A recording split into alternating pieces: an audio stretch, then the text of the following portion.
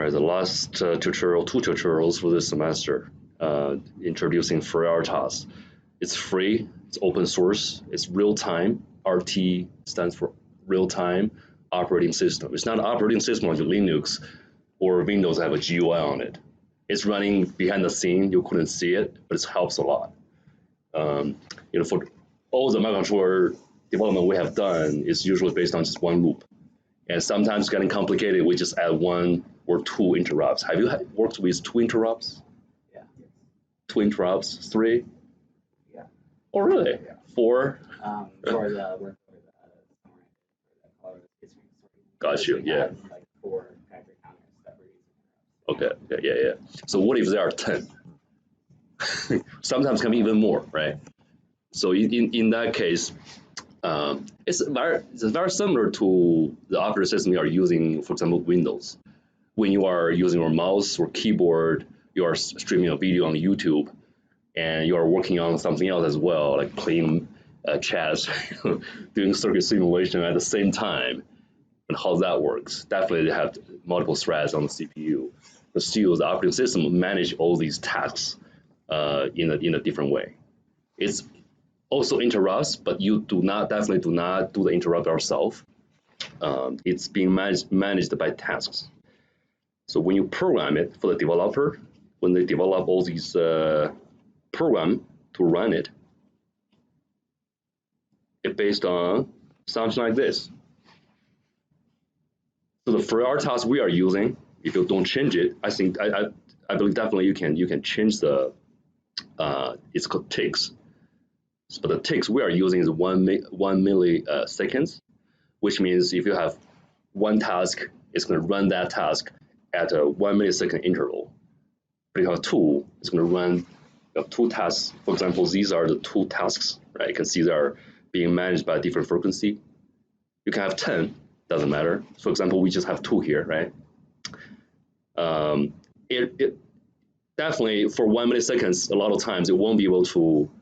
For a lot of cases, it won't be able to finish it. So just do a little bit of the first task and then stop and do the second one at the same time as well. It's very similar like if you are taking 5 courses in the one semester, but 4 assignments just come in. You have to, it's due on Friday at the same time. You don't want to just work on one assignment and try to make it perfect to get 100% on that assignment, but didn't do anything else. So I got 0 for all the other ones, right? So the best strategy is probably do a little bit of this one. If you get stuck, then just don't do that anymore. Just start another one, because the deadline is Friday, it's already Tuesday. Keep working on all the different ones, and then come back to the first one, and then keep doing that, right? With a certain interval. That's how freeRTOS manage all the tasks. Just 1 millisecond, I do it for 1 millisecond, and then stop and do another one and another one. You can have 100 tasks. It's the same as 100 interrupts, right? But it's after you do all these ones and come back to the first one, and you can define the priority for each task. If one of the tasks is more important, so you want to do that one first, finish that one first, and then come back to the other ones. So you can define the priority by the numbers. If you can look at the function here, this is the API.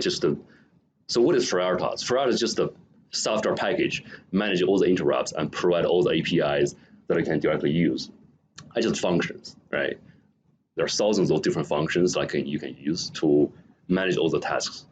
Okay, so this one is called X task create pinned to core. It's a very long name, but if you go to freeRTOS, their website, you can find out how to use it. What these arguments are. Okay, it's just a certain format. It's very simple to follow. For the two tutorials, this covers all the fundamentals of how to use it. So for example, you start a task. Okay, so after you start it, after it runs the task creation lines, this paragraph, it's going to start the task. It's going to start doing the 1 millisecond interval. Just start doing that. So which task it is? So the first argument is the function, right? The function is the task. It's a toggle LED. And so I think this is very important. For 90% of the very simple microcontroller developments in college, we don't have to use freeRTOS. But in the future, when you get a job in the industry, in national labs, in private companies, I think it's just everywhere. We should have covered more about it, but I don't think we have more room in the curriculum to do it. There should be one more course called real-time systems.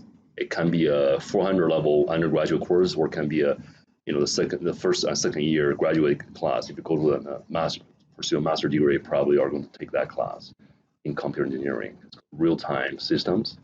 It's everything about freeRTOS or any type of real-time operating systems. You'll find that very useful later. Okay? So if you look at the structure, this is very simple. It's just two tasks. So the two tasks blink the LED at a different frequency. If you do not use freeRTOS, you can still program it using one loop, right? Or using interrupts. Think about it, how to program it within one loop. Two LEDs being blinked at a different frequency.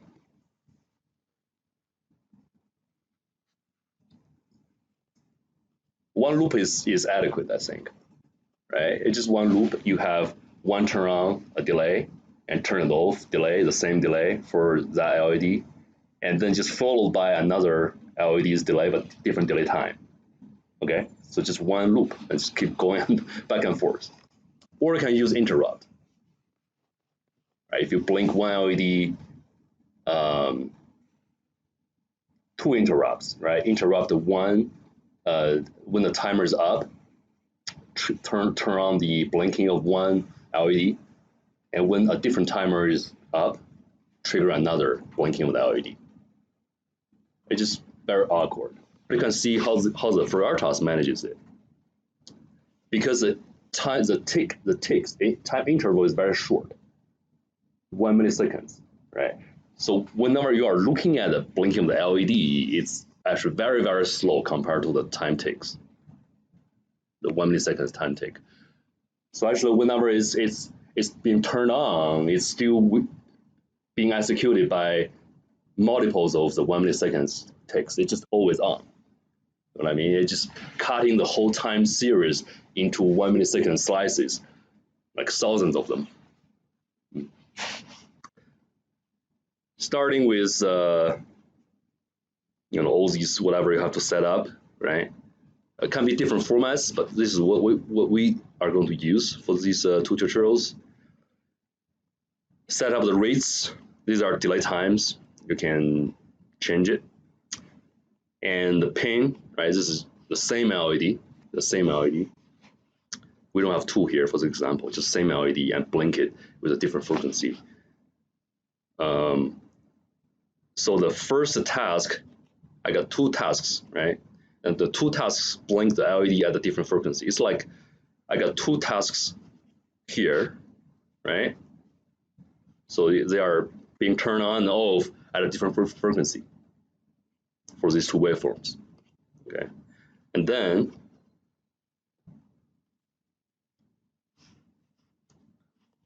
very simple, on, time delay. It's just different format. So this is 1 in freeRTOS. You can set it, you can configure it, but it is 1 is a constant of 1 here. Okay, so whatever rate here divided by 1 is still that rate. And this API in freeRTOS is a time delay in terms of milliseconds.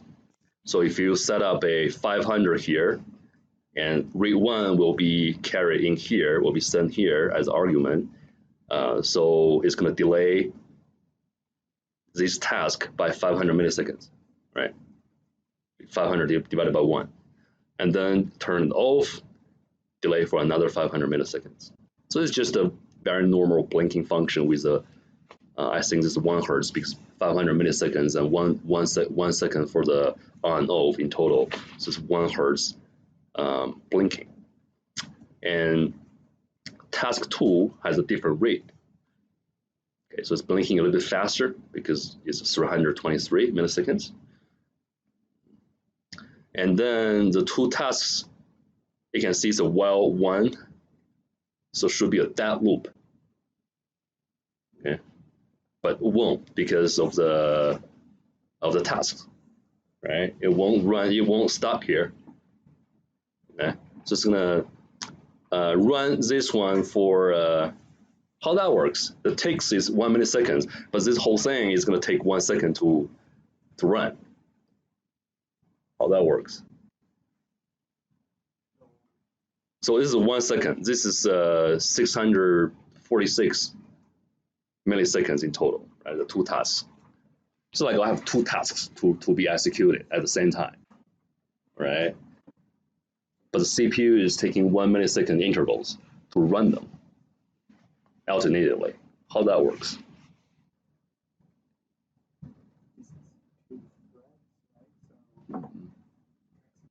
No.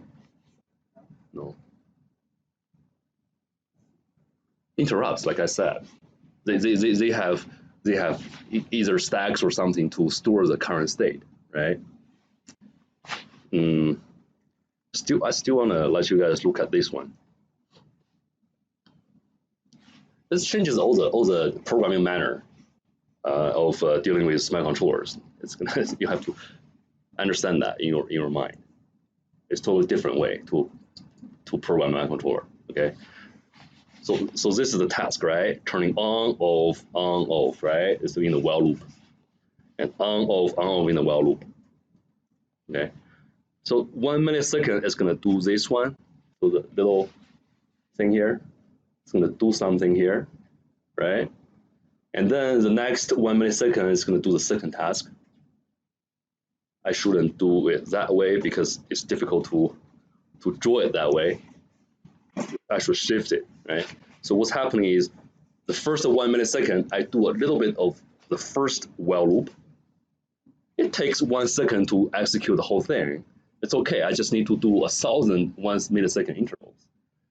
But the different way it runs it is, it runs 1 millisecond of it, and then stop doing it. Shift to the second task, do 1 millisecond, and 1 millisecond, 1 millisecond. It's running very fast, it's only 1 millisecond, right? So it can happen really quickly. And so it is still able to do whatever you are asking the microcontroller to do, but your eye couldn't resolve it. It just, if you do it really fast, it's still like just complete the two tasks at the same time. In that way. Make sense? So when you are moving your mouse and doing the keyboard, and playing chess, and streaming a YouTube video, how these are working at the same time, you have just one thread. Whenever you move the mouse, it's actually what happens is it runs 1 millisecond of YouTube, 1 millisecond here, 1 millisecond of keyboard, 1 millisecond of chess. It still keep everything keep everything moving forward. It won't just do one thing but leave all the other things behind. So in that, if you can do that the time takes really fast, it seems to be like everything is being running at the same time, but actually they're not. It just makes sense. Okay.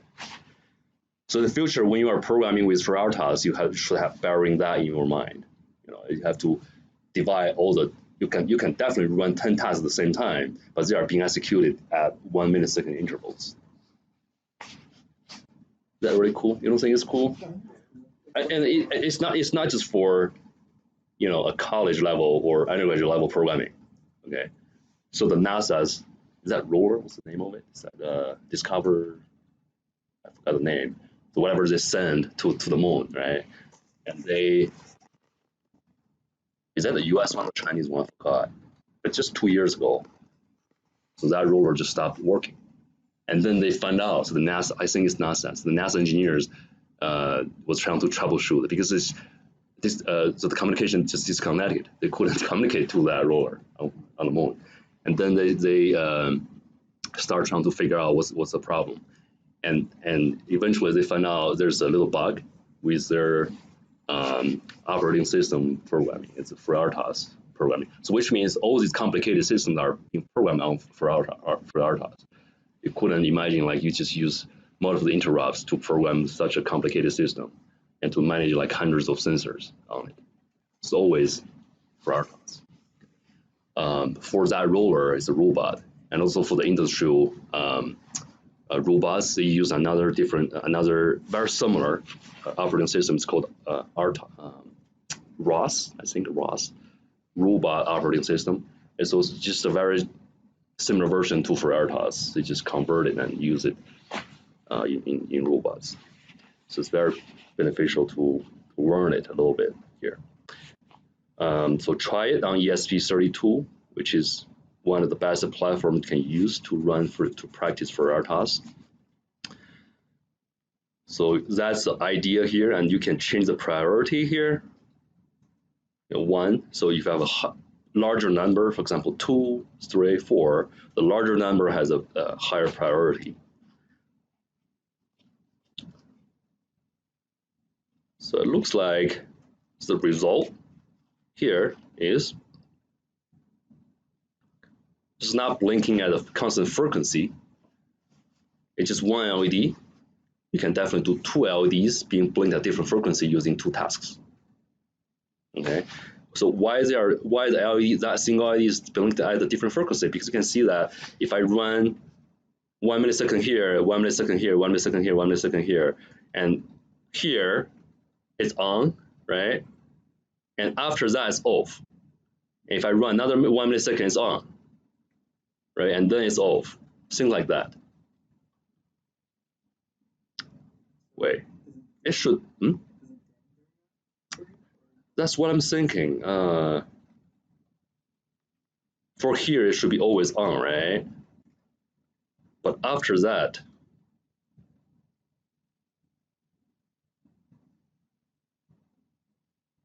oh yeah, one thing I didn't mention, which will explain that your question.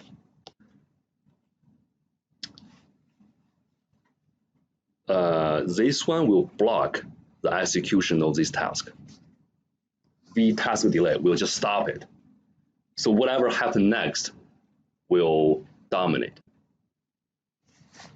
So in that way, because I have a long time delay for both, right? So at a certain time, actually both of the tasks are being blocked. So it should memorize the previous state because they have a very big overlap.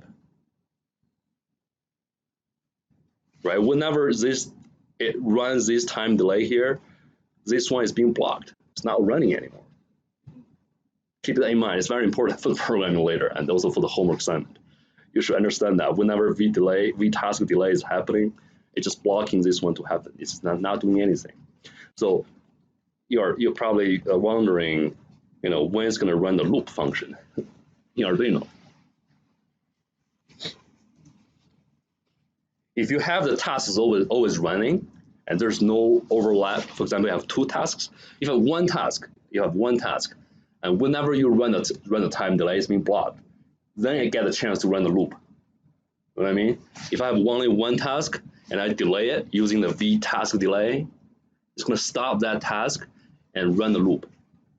But because it's confusing all the, making things complicated. So for most of the time, you just put nothing in the loop function. Okay, but use tasks to manage the priorities and everything. Okay, just don't put nothing in here. There's one example that I have some code in here just to show you how that works, which is a very good example, I think. The reason it is able to run the loop, some of the loop function is because even though I have 2 tasks, but there is overlap between the 2 tasks in terms of the time delay, the V task delay.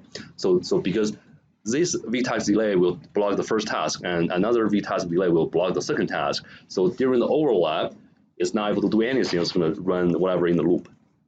So the example is the preemption function. So one task is printing, this string here for Los College Computer Engineering, right? But the second task is kind of have a higher priority, so it's going to plug in all these symbols whenever the first one is printing the the whole sentence here, all right? But eventually I got that task deleted. So eventually only the second task is running, but the first will be won't be running anymore.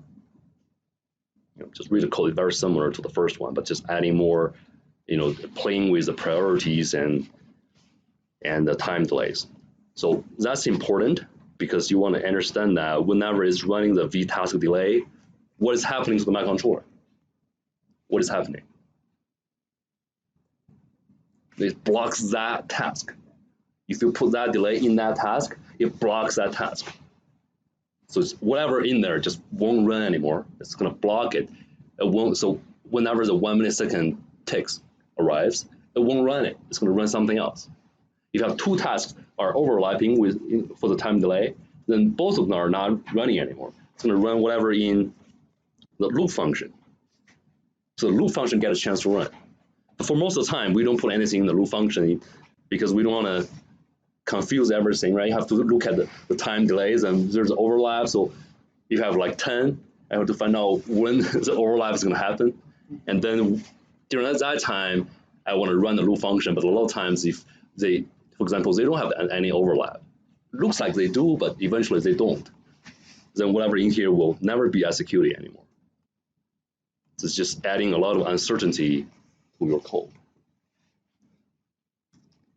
But the example here is just to letting you take a look at it and when it's going to be executed. It's a very interesting example.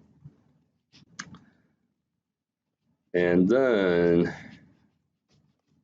after that one, it's a very simple, like the memory, freeze the memory. During the tasks, because it can be full later on, but it can define the size of it later to make it bigger so it's not being filled up that quickly. It's very simple. It's different from the first couple of tasks. Just follow. It'll be fine. These are easier. And two tasks. The first one, just repeat all the examples in tutorial for 50 points. Just show the screenshots. It should be very straightforward. And the second one is using freeRTOS and ESP32 to spin two stepper motors. I can do more, but the problem is you probably need a more powerful, the power supply. So do you still have the power supply for microcontrollers? The 3 amp.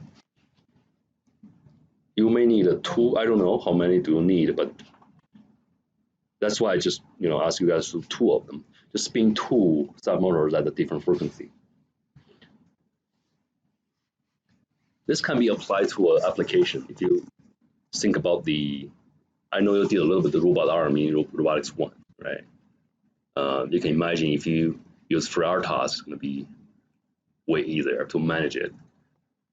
I don't care about how to calculate all the angles of positions. For example, you have the data already there, right?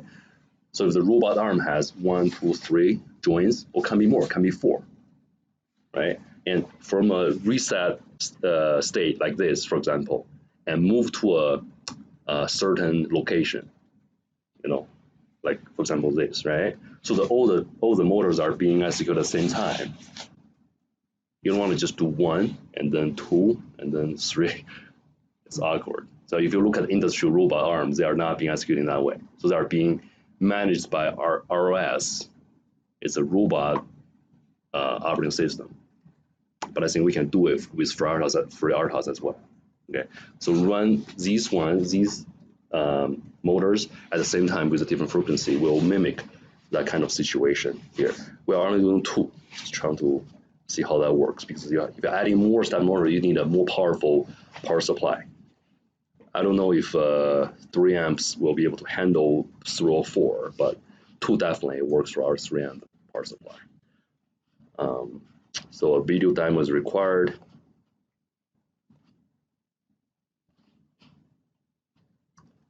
And the second tutorial introduced a queue. So it's adding number to a queue and taking number from the queue. After you user receive number from the queue, it actually removed that thing from the queue. I don't know if the same to the ones you learn algorithm or the structure, but when you add to it, it's adding to the queue. When you receive it, it's not just receiving it, not copying over, but also the number is getting removed from the queue as well. Okay, that's the thing you need to know. So it shows how to do it, and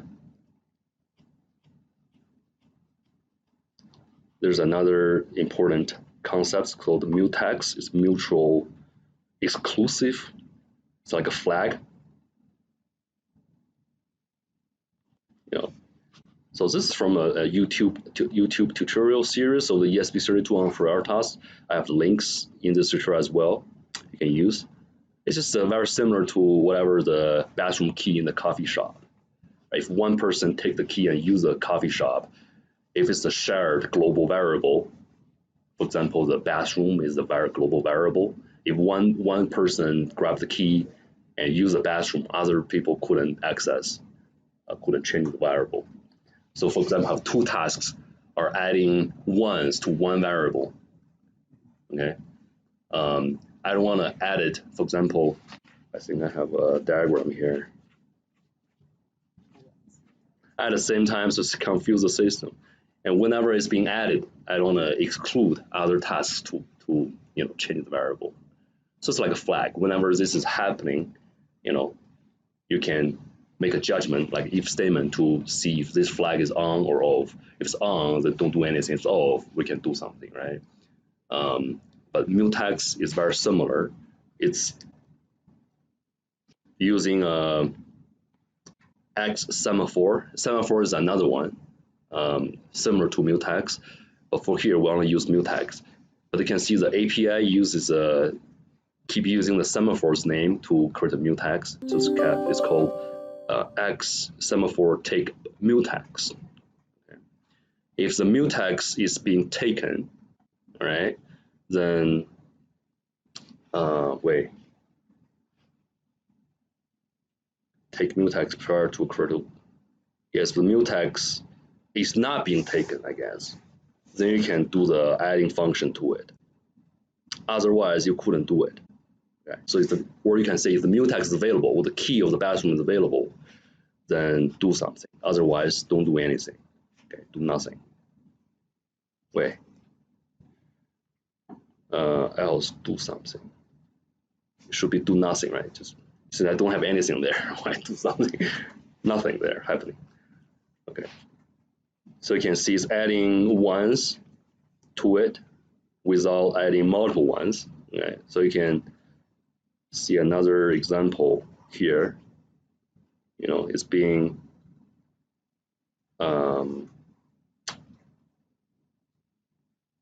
added. It's just showing weird results if you don't have the flag in there. Okay.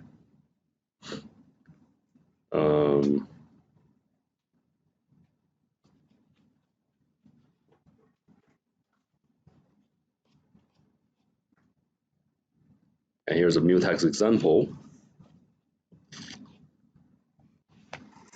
So tasks repeat all examples for the first task.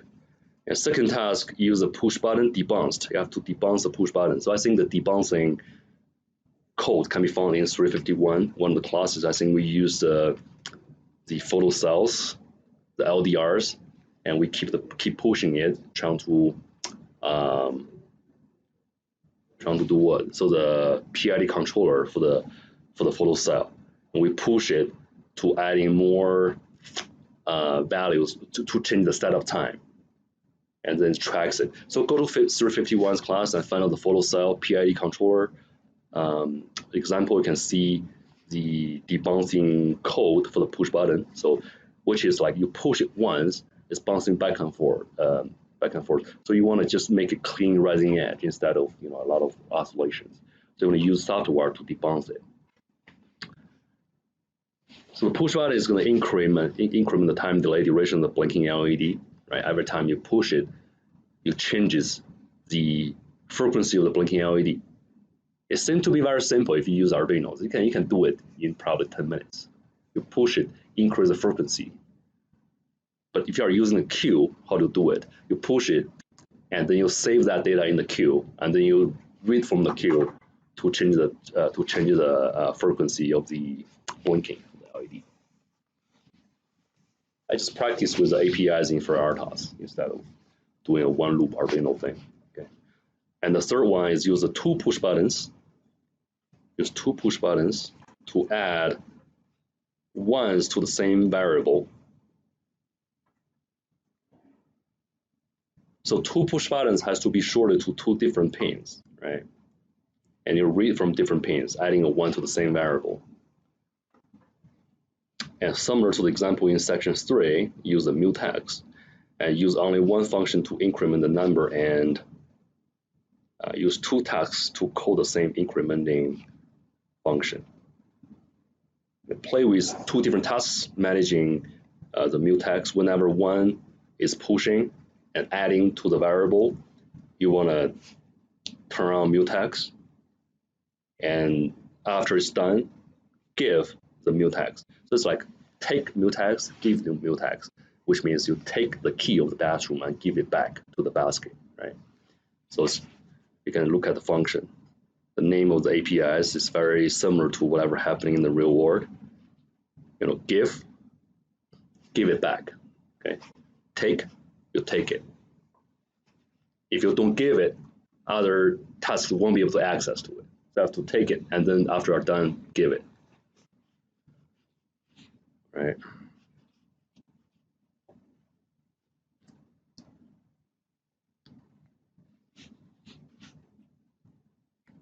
That's it. Only two tasks, or two tutorials with probably 5 to 6 tasks.